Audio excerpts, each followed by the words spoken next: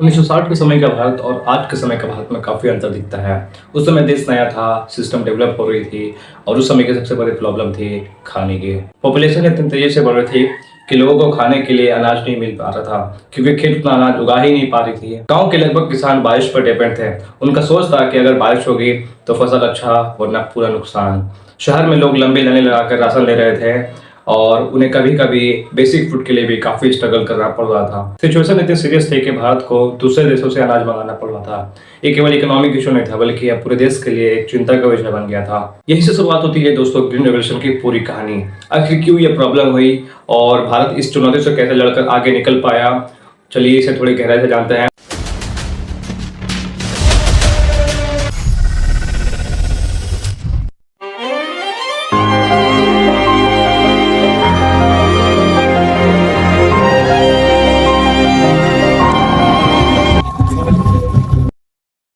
इस कहानी को समझने के लिए हमें थोड़ा पीछे जाना होगा।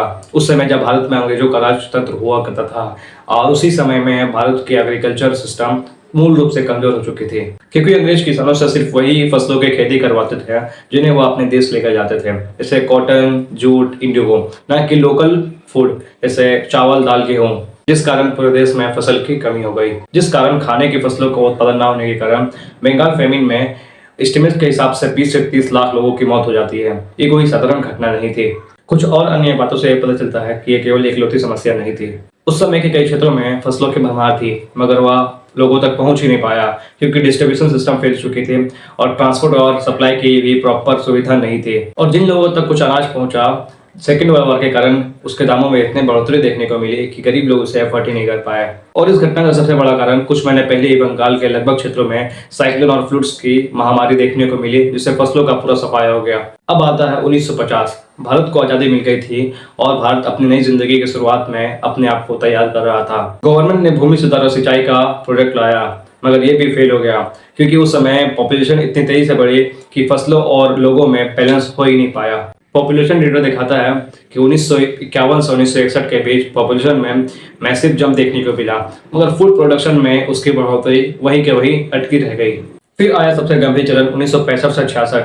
इन 2 सालों में मानसून में काफी गिरावट देखने को मिला जिससे बारिश कम हुई और खेती की सारी जमीन सूखने लगी। नेशन वाइड प्रभाव वाला क्राइसिस था जिसमें फूड ग्रेन प्रोडक्शन तेजी से नीचे गिर गया। इस वक्त में इंडिया के पास फसलों के रिजर्व नहीं थी, इसलिए इमरजेंसी सॉल्यूशन के रूप में यूएस से फसलों को इंपोर्ट किया गया अंडर पीएल 480। हिस्टोरिकल रिकॉर्ड दिखाते हैं कि इस पीरियड में भारत का फूड सप्लाई चेन काफी हद तक फॉरेन शिपमेंट पर डिपेंड हो गया था। ये स्लोगन पॉलिटिकली भी अनकंफर्टेबल थी। तब के प्रधानमंत्री लाल बहादुर शास्त्री ने एक स्लोगन दिया, जय जवान जय किसान। ये सिर्फ मोटिवेशन के लिए एक स्लोगन नहीं था बल्कि ये एक मैसेज था कि अब भारत को एग्रीकल्चर पर पूरा ध्यान देना होगा। उसके बाद जब इंदिरा गांधी पावर में आई तो पूरा निर्णय ही बदल दिया गया। जो अब तक अप्रोच ग्रेजुअल हो रही थी वो अब अप्रोच एग्रेसिव होने लगी। मतलब जो काम धीरे धीरे स्टेप बाय स्टेप हो रहा था वो अब पूरी तेजी से पूरे माइंडसेट के साथ बिना रुके होने लगा क्योंकि गवर्नमेंट ने एक नया और बड़ा पैकेज तैयार किया था। मतलब अब इन 4 फॉर्मूला का इस्तेमाल कर भारत में खेती की जाएगी। पहला, हाई यील्ड सीड। इसमें यह बदलाव किया गया कि जो किसान अब पूरे खेती के लिए नॉर्मल बीजों का इस्तेमाल करते थे वो अब इन बीजों के मुकाबले 3 से 4 गुने ज्यादा उत्पादन करने वाले बीजों का इस्तेमाल करेंगे जिससे उत्पादन में बढ़ोतरी देखने को मिलेगी। दूसरा, केमिकल फर्टिलाइजर्स। जो अब तक किसान फसलों को उगाने के लिए नॉर्मल खादों का इस्तेमाल करते थे जैसे गोबर वगैरह, मगर अब किसान यूरिया, फास्फोर जैसे खादों का इस्तेमाल करेगी जो फसलों को उत्पादन करने में काफी पोषक तत्व प्रदान करते हैं। तीसरा, एसर्ट इरिगेशन। जो अब तक किसान अपने फसलों को उगाने के लिए बारिश पर डिपेंड होते थे वे ट्यूबवेल और नहर का उपयोग करके फसलों को उगाएंगे जिससे उन्हें सुविधा पहुंचेगी। चौथा, क्रेडिट सपोर्ट। जो अब तक किसानों को आसानी से लोन नहीं दिया जाता था अब सरकार की तरफ से उन्हें आसानी से कम ब्याज पर लोन दिया जाएगा जिससे वे नई मशीनें खरीद सके, जिससे फसलों को वो आसानी से उगा सके। ये सब एक साथ बदलाव करना काफी रिस्की का काम था क्योंकि अगर एक भी सिस्टम फेल हो जाता तो पूरा एग्रीकल्चर सिस्टम हाई में गिर सकता था। अब इस स्टेज में एंट्री होती है ग्लोबल साइंस की, एक ऐसे इंसान की जिसने पौने आकार के गेहूं के वैरायटीज को डेवलप कर उसे इंडिया में टेस्ट किया जिसका एडवांटेज ये निकला कि ये फर्टिलाइजर्स के साथ मिलकर फसलों में अधिक उत्पादन देते थे। और इस इंसान का नाम नॉर्मन बोरलॉग जो कि अमेरिका का रहने वाला एक निवासी था और उसे ही फादर ऑफ ग्रीन रेवोल्यूशन के नाम से जाना जाता है। एम एस स्वामीनाथन ने इस बीज का भारत में एडेप्टेशन और स्केलिंग का नेतृत्व किया, जिससे भारत में हजारों किसानों को इस बीज का प्रयोग करने के लिए दिया गया। पंजाब, हरियाणा और वेस्टर्न यूपी में इसका प्रयोग सबसे पहले किया गया, क्योंकि वहां पर जल की सुविधा और इंफ्रास्ट्रक्चर पूरे देश के एग्रीकल्चर लैंड के मुकाबले में काफी बेहतरीन थे। अब आता है पहला साल, जिसमें कई किसान इसका इस्तेमाल करते हैं, जबकि कई किसान संदेह में पड़ जाते हैं। वे सोचते हैं कि क्या वाकई इसका इस्तेमाल कर कोई स्थितियां बदलेगी या फिर वही पुरानी स्थितियां नजर आएगी। यहाँ पर परिस्थितियां बदलने लगती है।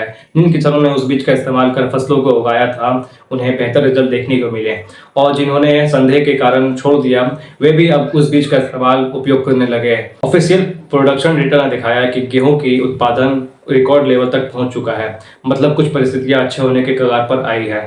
ये एक क्लियर सिग्नल था कि मॉडल अब काम कर रहा है। इस फेज को देश के लोगों ने ग्रीन रेवोल्यूशन का नाम दिया।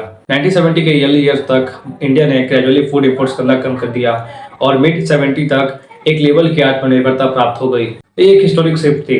जो कंट्री अब तक फूड को दूसरे देशों से इंपोर्ट कर रही थी, जो अब तक अपने कंट्री में अकाल और अभाव से लड़ रही थी, वो अब अपने लिए खुद उत्पादन करने लगी है। मगर कहानी यही खत्म नहीं होती। 1970 के एंड तक और 1980 के स्टार्टिंग तक ग्रीन रेवोल्यूशन मॉडल पूरे देश भर में फैल जाती है।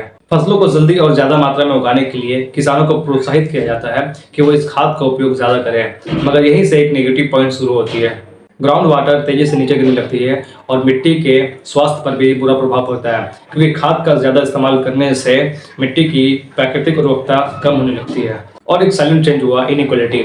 बड़े फार्मर्स जिनके पास पूंजी और जमीन थी, वो इन तकनीक का इस्तेमाल आसानी से करने लगे, और छोटे किसान जिन्हें कॉस्ट मैनेज करना मुश्किल हो गया था, वो इन चीजों का इस्तेमाल नहीं कर पाए, क्योंकि सीड्स, फर्टिलाइजर्स, इरिगेशन, ये सब उस समय महंगे आने लगे थे। कुछ इलाके काफी तेजी से उत्पादन किए, मगर कुछ इलाके में कोई चेंजेस देखने को नहीं मिला।